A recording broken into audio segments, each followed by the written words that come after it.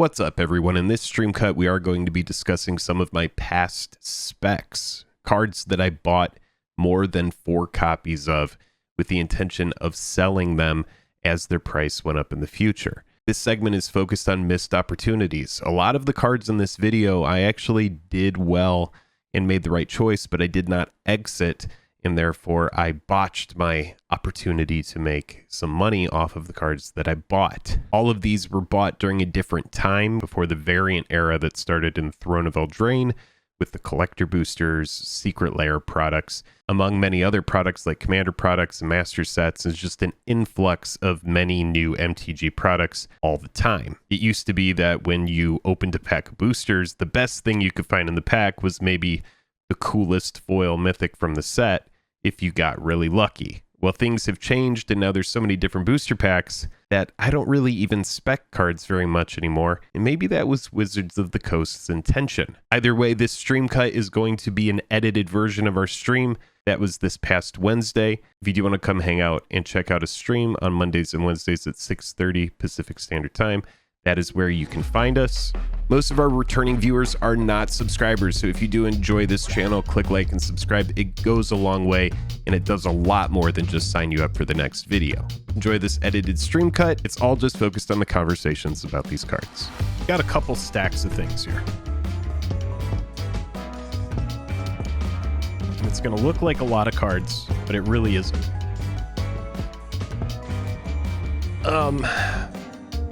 You know, one of these cards I actually just saw on MTG stock, so how about before? Well, you know what? We'll just go over to each one. Why don't we start with this one? All right. So Damping Sphere, I bought this with the intention of buying these when Dominaria, shortly after this set came out, maybe a few months after Dominaria came out. And I was like, you know what? I'm going to get these Damping Spheres. I know that they're playing well against Storm. Oh man, it's shaking a lot, isn't it? We don't want to shake it. Okay, there we go. I think that's a little bit better. I'm getting used to the new desk. John, what's going on? Good to see you. And you know what? I think we'll do a little giveaway here in a little bit. But for now, we're just going to get right into this. So, Damping Sphere. I bought these, and let's see exactly how many I got. Bunch of copies of Damping Sphere. These are all play sets. And I got these at around 35 cents a card. Between 35 and 40 cents a card. Tons of them. And again, this is way before Throne of Eldraine ever came out, before we knew that we were going to get tons of variants and reprints could be on the list and all of those kind of different slots. And so what I said was, I'm going to get a bunch of these cards because I think it's going to be relevant for a long time. What we learned is that it got a reprint in Dominaria Remastered, and I missed the boat. So let's bring this up. I was just kind of reflecting a little bit. And it's something that I think is really important, especially if you're somebody who buys cards with the we're going to talk through this because I think it's important to talk through. And I also think it's important to note as well because, and I love the guy, but Rudy is a whale. It's very hard to relate to Rudy because he has millions upon millions of dollars worth of product. So this is going to relate more so to, you know, maybe somebody who is playing penny stocks, whereas like Rudy, when he's buying, you know, tons of reserve list stuff and just masses of sealed product, you know, it's kind of like buying Microsoft or buying, you know, Nvidia or buying AMD or just like good stocks, right? Not financial advice. Versus, you know, maybe speculating on some cheap penny stock, which is what a lot of these cards kind of are. You know, if I'm buying 40-cent Damping Spheres, my idea is not to make thousands of dollars, but what I'm hoping to do is turn maybe, you know, $7 worth of Damping Spheres into $100 card, maybe $150 card, maybe a box of something. And so it's a very speculative, you know, just like, and this comes at a very different time too, because this was, God, we actual true Magic collectors were just thinking about things so differently back then. And so now we have all of this hindsight, and it's kind of difficult to do anything like this these days. Speccing cards is not something that I'm doing a lot. So let's take a look at Damping Sphere. So when it originally came out, man, people were so like stoked on it, but let's zoom in a bit here. So I remember looking at Card Kingdom when these got to about up here and thinking, man, I need to find those Damping Spheres. I need to get rid of those. They went up to $4, and then as we can see, Dominaria Remastered comes out. Where is it? Is that it? Yeah, Brothers War, that's Dominaria Remastered. And now the price is just plummeted, 38 cents. So this is what we would classify as a missed opportunity. I buy these cards for cheap. I get them sub $1 back when this set comes out. I'm like buying over here, like very, very, very, very cheap, like years ago. We get to where the card actually has a moment where I can sell it, and I slept on it. Let's move on. So we talked a little bit about this one, but let's go ahead and talk more about it. Boil. Tons of copies of Boil, and you probably saw these in the thumbnail. I bought these with the intention of, wow, Jace the Mind Sculptor just got unbanned in Modern. I remember when it happened. And I bought these, and I bought a bunch of copies of Choke. I think Choke is probably in this specs box over here. But let's take a look at the price of Boil, because the idea was Jace is going to become this thing that is just so insanely powerful. Yeah, oh my god, look at this freaking chart, man. This is just stupid. All right, so, wow, this is hilarious, honestly. You can kind of see we had a moment. There was a moment to exit. It didn't do anything for a long time. Whoops. So I bought all these Boils at probably, 50 cents a card, maybe 70 cents a card. It was in like some EDH circles, but it's such a punishing, stupid card in Commander that it really didn't have a lot of playability there. But it was speculated and thought that it could see. I wonder, because this isn't even in relation to Jace, which is really funny. This makes it even more frustrating. So it would have been 2018. Oh, yeah. So actually, that would have been, yeah, no real pop from Jace. So this was just a poor spec. And then it actually took off here, and I can't figure out why. This is actually something that I'm just seeing here, because I'm like, I never saw Boil get this good.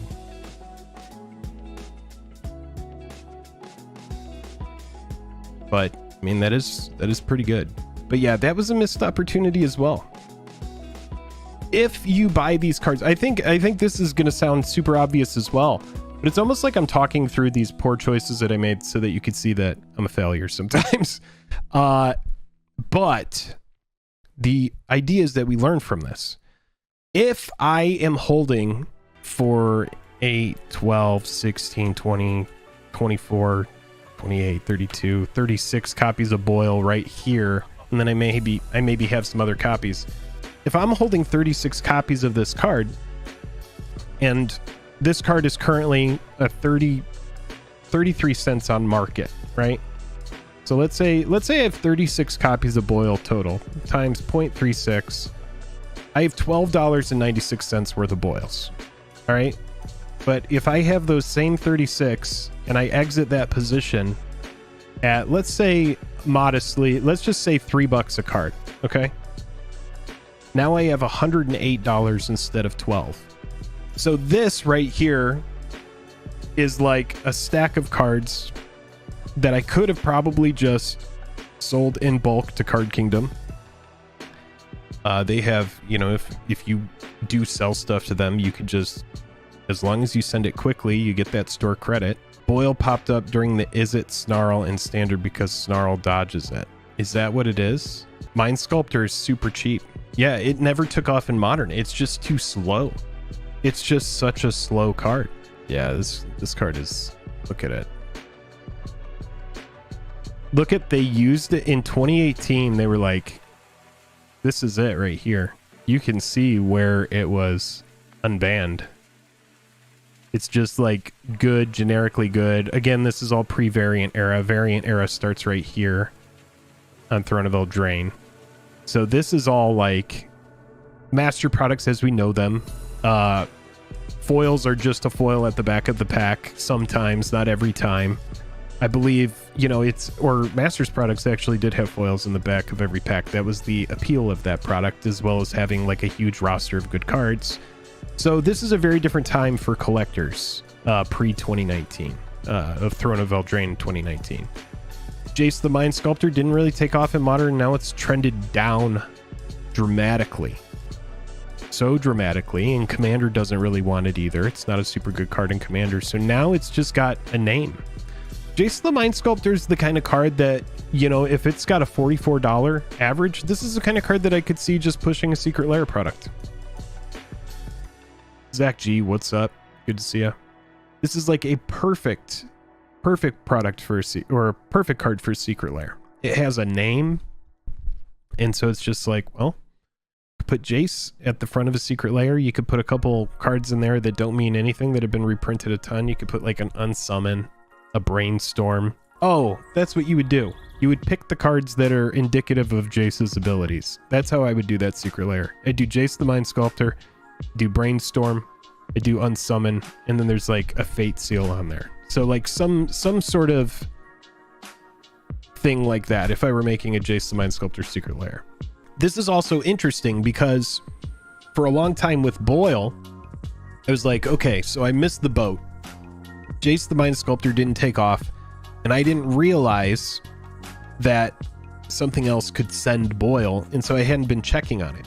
So now I just have a stack of cards that are worth 12 bucks that, I mean, honestly, the loss is low, which is the entire point of this, is I'm trying to make sure that my loss is small. You know, like if you want to buy something good, you're going to pay a price for it, because like for Reserve List, for example, even though 30th Anniversary Edition kind of shook my faith on Reserve List and that whole thing, but we're not going to get into that. But yeah, you pay more for a card that you think is going to go up because it's actually good and it's scarce.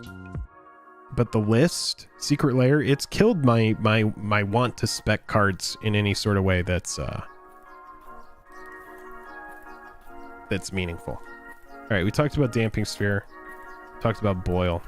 There's a couple in here that are like not necessarily missed opportunities. Let's talk about Ancient Runes. This is a card that was purchased, ages ago. 1, 2, 3, 4, 5, 6, 7, 8, 9, 10, 11, 12. How about we'll just do one of those in a giveaway. Why not? That's a good card. That's a pretty punishing card. Ancient Runes. So 1 red, 2 other. Card from Tempest. Enchantment. During each player's upkeep, Ancient Runes deals 1 damage to that player for each artifact he or she controls. Pretty strong card. But they can put it wherever they want now.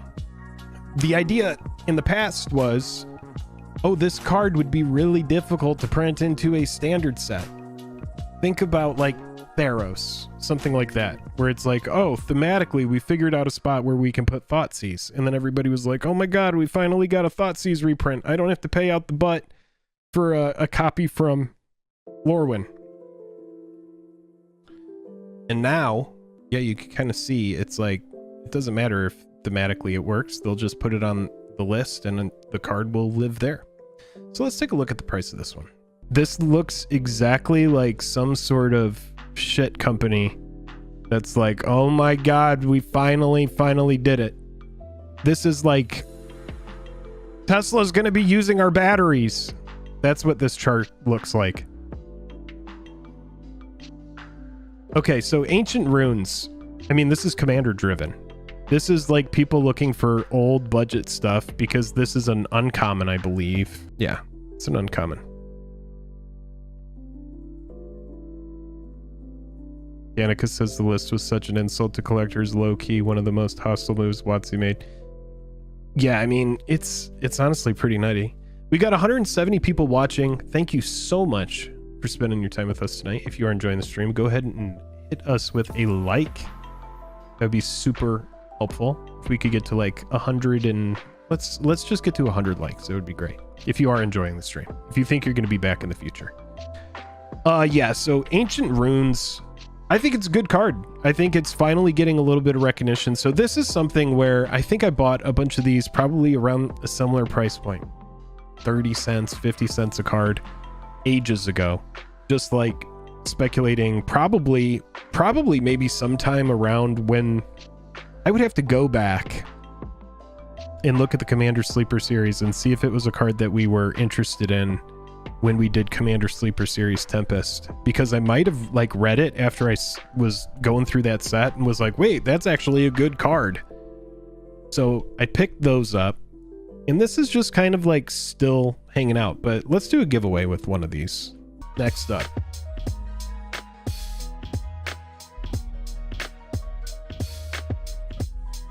Oh yeah, there that is. Okay, cool. So next up we have Felidar Retreat. This is pretty easy to gauge. This one came out during Battle for Zendikar. Or not Battle for Zendikar, Zendikar Rising. Very strong card. This is one of my favorite cards in EDH. I think it's just an amazing enchantment. You get tons of value. Especially if you put it alongside other stuff that's like, you know, counter synergistic. I think it's a great card. Plays alongside Doubling Season beautifully. And yeah, I bought a bunch of these for all sub $1, so I think these are all play sets. We'll just make sure. Yeah, I've always been the kind of player that really likes enchantments. I talk about this all the time. This is also me kind of getting duped though by showcase frames, me thinking that the showcase frame of a card like this would have any sort of significance, which up to this point, with the exception of, you know, certain cards, nobody really cares about showcase frames. It's kind of part of that everything, if everything is special, nothing is special kind of philosophy, mentality. Truth is a good way to say it. Felidar Retreat. Yeah, it actually trended down from when I was picking them up, probably. Let's go ahead and take a look at this. So Felidar Retreat. We have 16 copies of it that were all purchased at about $1, and it's still at about that. So this kind of speaks to, we need more time. I think that's kind of like the idea. If this came out, you know, 2021, it's still got a lot of time. And it also got multiple variants. It got the regular variant. It's been printed in Commander products. That's another thing. That's another thing that makes specking cards high risk. Non-reserve list stuff. This is the kind of thing that makes specking the list, in addition to Secret Lair, in addition to the list, just Commander products, reprints. Like there's Wizards of the Coast. I don't think they really like, I know that they value cards that are expensive. I would have to also think that it's probably frustrating for them to not be able to include certain cards in certain decks just because the price is high. Like it could be a card that synergizes really well with the commander, and now that card is priced out of that deck. So it kind of like, in a lot of ways, unless it's like a flagship card like Mana Crypt, which is going to be used to move a master set to make sure that people are salivating and going crazy, or Jeweled Lotus like we're seeing in Commander Masters, getting this extended treatment that comes off the card, and it's a whole thing. They do like cards like those that help move sets. I think that's really important to their business. But I also think that, you know, for the bulk of their cards to be cheap, for good cards to be cheap, that just makes their Commander products more attractive, and it makes people want to be able to jump in and be like, oh, that deck has not only, you know, a Soul Ring like every other deck, but it has good cards like Sun Titan, which is really cheap, and Felidar Retreat, which is an extremely cheap card these days. Let's take a look at the showcase frame. Yeah, not a lot of difference. Not a lot of difference here. Now, next up, we have a card that's pretty good here. Oath of Nissa. Now, this is a card that, as some of you who know, who have probably followed the channel for a long time, these came years ago when War of the Spark came out. John Reed with the member for 10 months. Digging these crunchy tunes, bro. I appreciate you. This is Harris Heller, just like some royalty-free music for streams. Let me make sure it's still playing that. It's probably pretty important. Oh yeah, it is. Yeah, this is good. Yeah, very chill. And yeah, if you are enjoying the stream, click like, subscribe, come hang out again. We stream on Mondays and Wednesdays.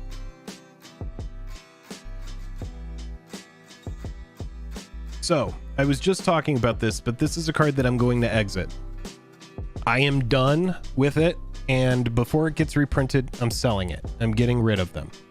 Oath of Nissa is a card that's very good. It's a Pioneer playable card, and it hasn't been reprinted into the ground. In fact, I'm pretty sure it's only ever been printed this once. So if I want to be able to, it's got a pre-release version, and it's got this. It's played in a bunch of Devotion to Green decks. It's played in Elementals. Why don't we just go over there and take a look at it? All right, when did War of the Spark come out? There it is. There it is.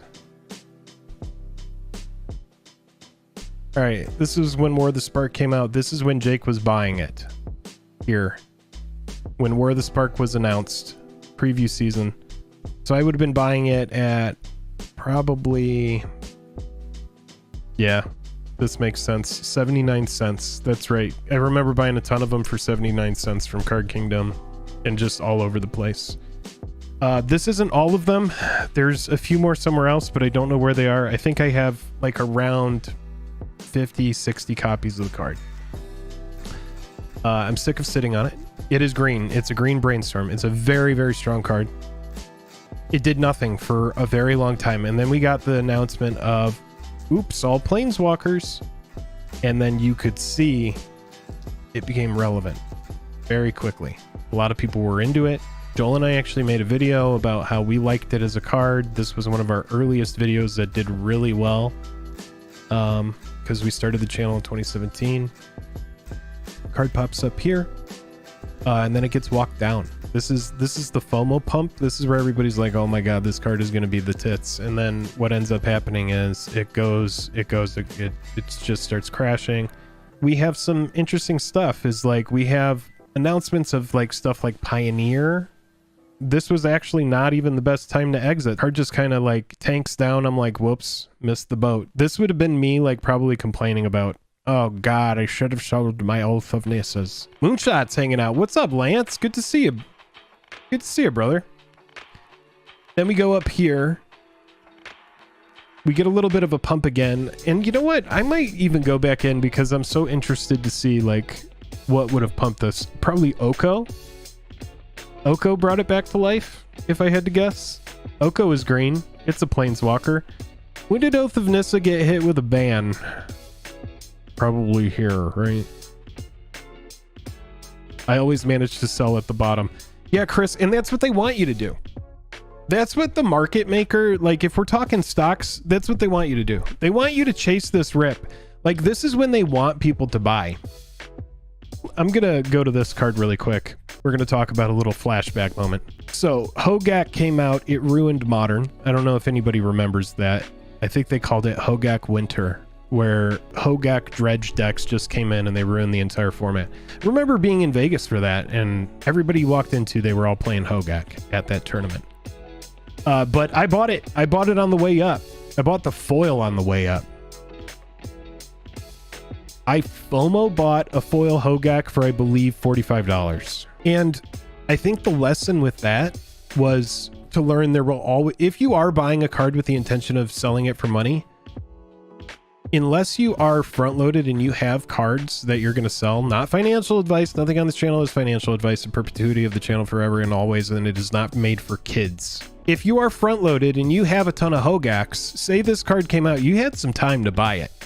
And it's kind of stupid because the card has Convoke Delve. We all should have known. Everybody forever and always should have known that this card was going to go crazy. It has Convoke and Delve on it. If you had front loaded these for twos, you were doing amazing selling your hundreds and hundreds of copies. I remember seeing MTG Finance posts of people being like, I hope my Hogaaks come in because I knew this card was going to be big. So Hogaak rips Jake FOMO buys a Hogaak for around $40 and then inevitably it gets banned. And I still have that foil Hogaak. It's in a binder. And it's a reminder to myself that there will always be another play. You don't need to chase. Because this is where, like, in the stock market, this is where the market maker wants you buying the stock, right? They want you seeing it rip and they want you going, oh my gosh, it's 9. And then you hold off at 9 and then you're like, wait, no, it's at 20. It's at 20. I'm just going to buy it at 20. I'm buying 4 of them at 20. I don't care. And then what ends up happening is you get the correction.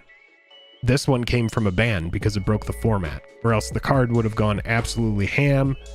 Faithless Looting went down with it. It was a whole, what we would call a whole shebang. But yeah, no, you want to buy low and sell high, but a lot of the time with the way the brain works, the tendency is to buy high and then sell when you're like capitulating and you're like, oh my God, what did I, forget it. I'll just sell it.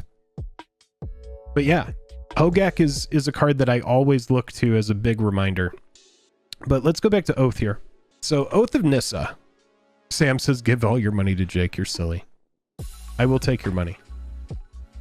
All right, so Oath of Nissa. This is a little bit of a kick me moment where I was like, Jake, gosh darn it. You had another chance to sell at 9s. I could have just unloaded the entire bulk of these, this whole stack of them right here, at 9s. And that is a massive, nearly 10x multiplier. That's called a 10 bagger. If I had sold those at 9, then I would be sitting on a real pretty penny. Let's say I have, we did this earlier, so let's do this again here. Let's say I have 60. Actually, I probably realistically have 75. Let's say I have 75 Oath of Nissas that I bought at, realistically, because I was buying them between 79 cents. I bought some at like $1.19. So let's just say I bought them all at $1. So that's very easy, right? 75 times $1, 75 bucks. Spent $75 on 75 Oath of Nissas. Now, if I'd sold at 9, 75 times 9, $675 for a little $75 bet. If I had unloaded these, I probably could have moved into like like back here. If we were to go back here, say I unloaded them here, we could have probably moved into like a moat territory. 6 or 7s. Let's see where moat was. Yeah, exactly. We could have got into moat here, which is a card that I've always wanted. It's like one of my favorite cards. I love enchantments, and this card is just so sexy. But yeah, I looked at moat at 400s ages ago. Yep, here-ish. I remember looking at it and being like, no, I don't need it. Whoops. All right, so after we get past this insane correction and all of these years of holding off, we were looking at 2020. So yeah, we would have had a nice dip if I had unloaded those Oath of Nissas like a smart lad. We could have jumped in around here. And that would have been a pretty sweet freaking play, right?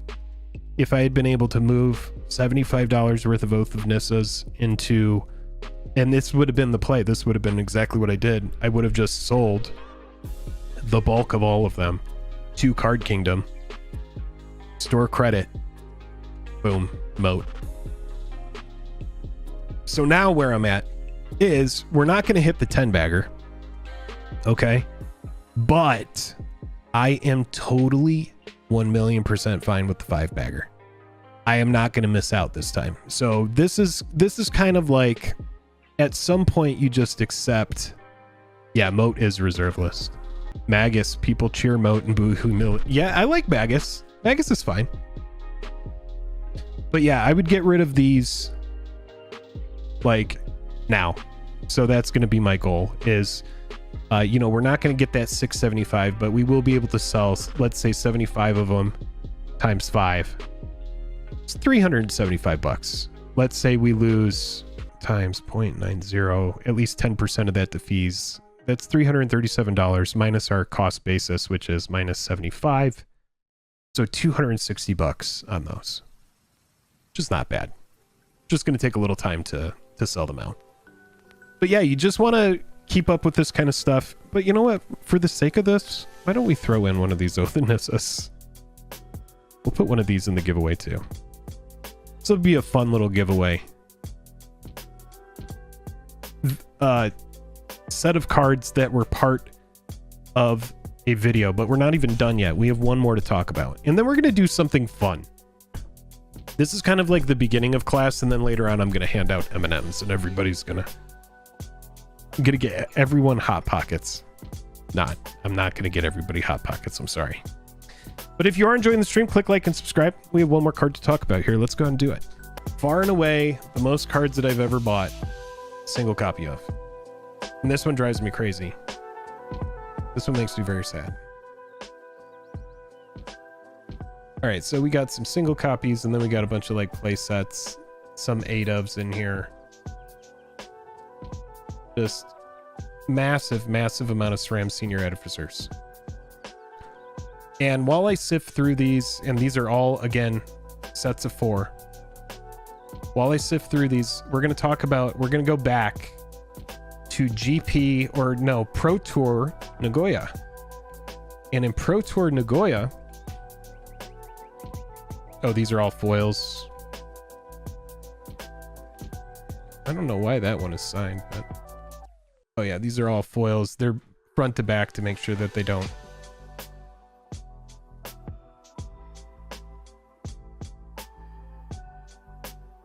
Oh yeah, these are all pre-release. So the cost basis on these, sorry I'm bumping the camera, folks. That's really annoying. I know. Oh my god, F's in chat. Really like your content, Chris. I appreciate you. It is a ton of SRAMs. It is a massive, absolute crap ton of them. Okay? SRAM has 1, 2, 3, 4, 5, 6, 7, 8, 9, 10, 11 versions. It's got foil versions as well. It's played in Selesnya Boggles in Pioneer. Thank God it's played somewhere. Let's take a look here at Pro Tour Nagoya. This was in 2020, I believe. It might have been earlier than that. I'm trying to find this list, but it was... Oh, no, it was 2020. Because, and I remember, it was Theros Beyond Death. It was the... let's go over here.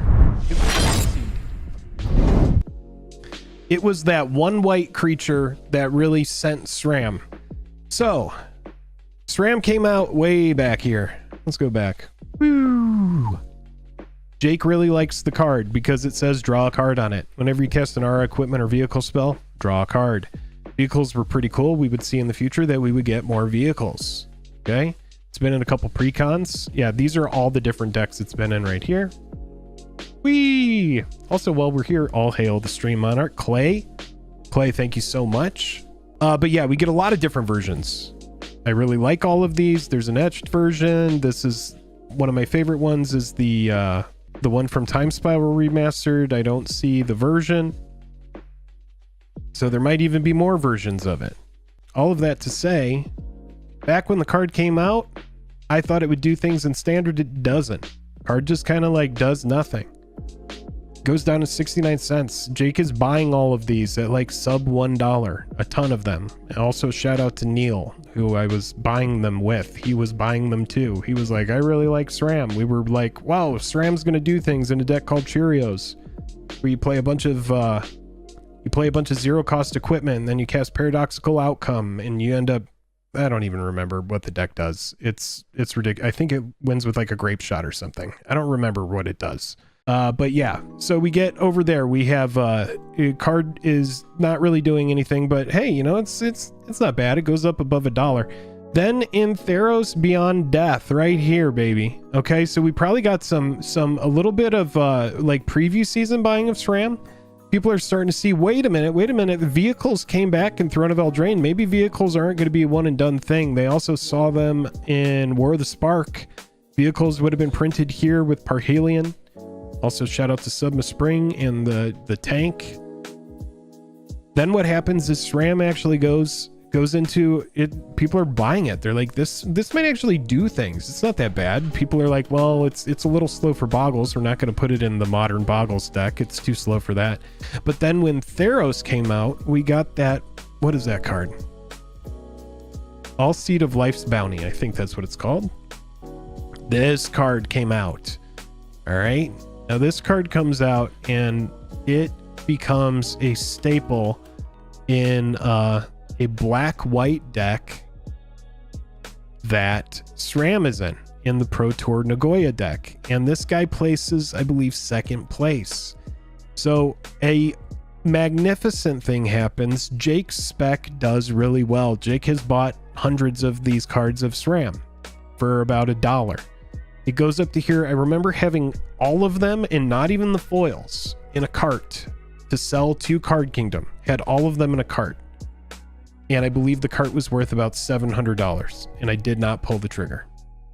And now we can see what has happened since SRAM goes through a big correction. I even had another chance to get out for a little bit less. This was Pro Tour FOMO buying. But then we see tons and tons of reprints of the card. Time Spiral Remastered. It gets a special frame. It gets a secret layer. Comes down here. Joel Bozo hanging out. Everybody say hey to Joel. What's up? And then what ends up happening? Well, SRAM, after getting reprinted hundreds of times, especially mostly in the variant era, which is post Throne of Eldraine. Remember, Throne of Eldraine, Theros Beyond Death came out after that. Now the card has gone back to 28 cents. I can't even remember what the pre-release promos were for this card, but they were like, God, around like $20. Oh, it honestly hurts. All we can do is learn from it and be like, okay, well, let's not make that mistake again.